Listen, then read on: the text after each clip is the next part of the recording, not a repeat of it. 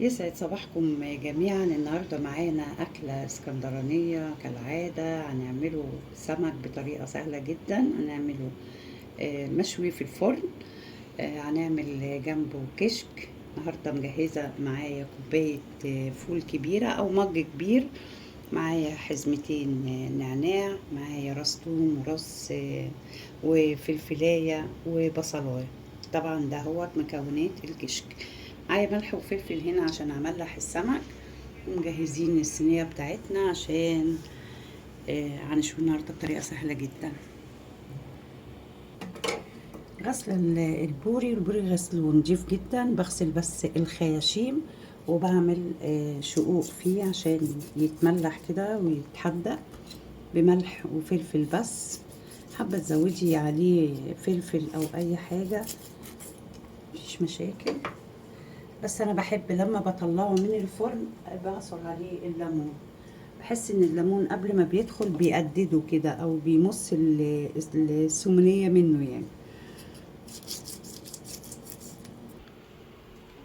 فتحته كله كده هو 3 شقوق او شقين على حسب وضع السمكة. معايا هنا هو الصينية بتاعتي هدهنها شوية زيت.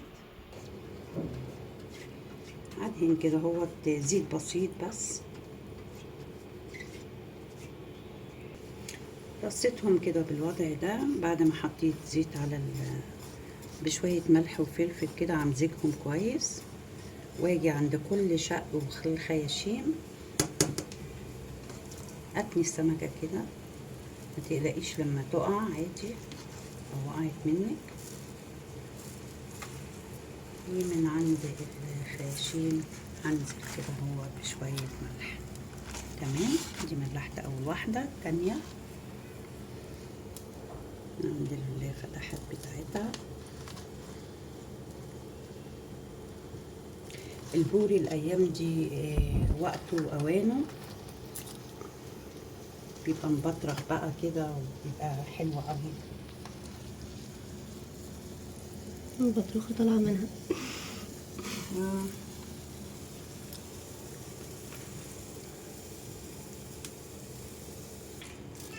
اخر واحدة كده زي ما انا بتنيها كده هو بيسهل عليا ان انا احشيها.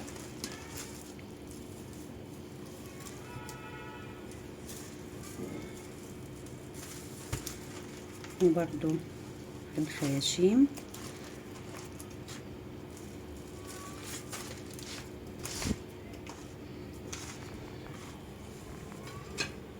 وزد معاكي شوية ملح عادي ممكن ترشيها كده. كده بتبقى جاهزة على الفرن، بس بعد ما احط لها شوية زيت.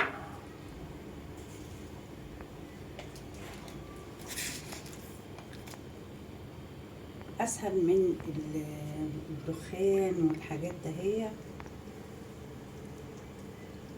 كده ادخلها الفرن على طول.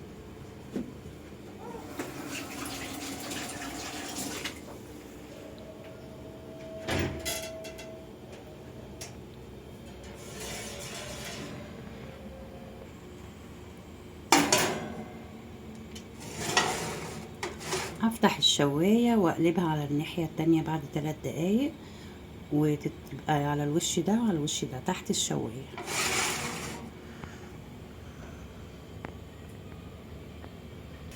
دخلت السمك كده هو. انتبه بقى ايه للكشك. بصلايه كده هو حلوه كبيره. اول حاجه هحمرها بشويه زيت.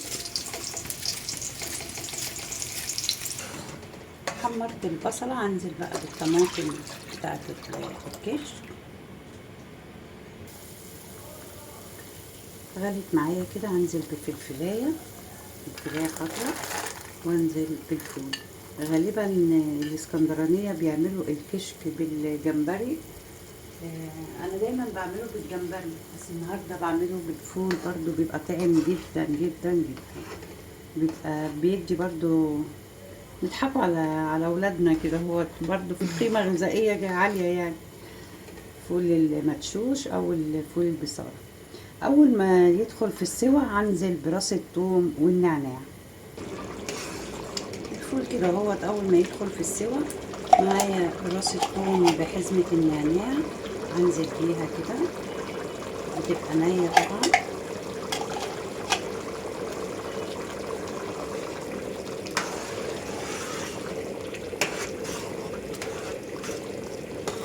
وعشان بيلف معانا لازم نحط له بقى ايه حاجة للربط، معلقتين دقيق كده ندوبهم في شوية مية، وأول ما الفول يستوي أروح نازلة بيها.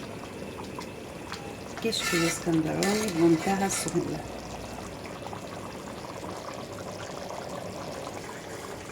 أدوب كده اهوت معلقتين دقيق، وانزل واحدة واحدة كده اهوت لغاية ما تتلف معايا.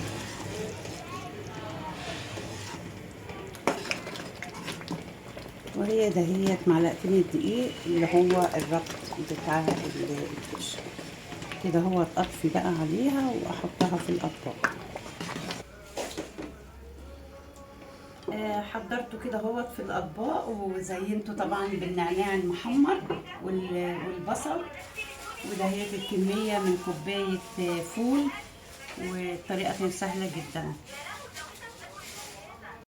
السلام عليكم ورحمة الله وبركاته. حبايبي عاملين ايه؟ يا رب تكونوا بألف خير. أنا النهاردة معزومة. هي مش عزومة، ده بيت أختي طبعا، مطبخ ماما نوجة طبعا. أنا عندها في البيت. عاملة لنا كده بقى شوية كشك اسكندراني هنغوص فيه دلوقتي وهناكله طبعا من ايديها الجميلة.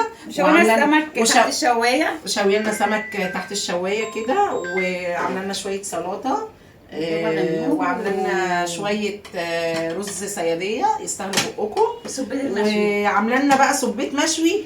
طبعا هي مطبخ ماما نوجة تبقى حمات ابني، بس اختي طبعا. فانا ابني بقى ايه على طول يقول لي نوجة عملت لي سبيت مشوي. سبيت مشوي هدوق النهارده طبعا، وتسلم ايديها. وعامله لنا شويه بابا غنوج، فضلة خيركم. وحبة جمبري بقى طبعا مقليين. طبعا يا جماعة احنا اسكندرانية وبنحبوا السمك، واحلى سمك ناكلوه من ايد ماما نوجة، لان هي بصراحة استاذة في السمك وبتعشق تسلمي يا حبيبتي، تسلمي يا حبيبتي، تسلمي يا حبيبتي. حبايبي تابعوا بقى الفيديو للاخر، وتشوفوا بقى ماما نوجة ظبطت السفرة الجميلة دي ازاي. اترككم في رعاية الله وحفظه، والسلام عليكم ورحمة الله وبركاته. تسلمي تسلمي. يلا نوسة، يلا حبيبتي.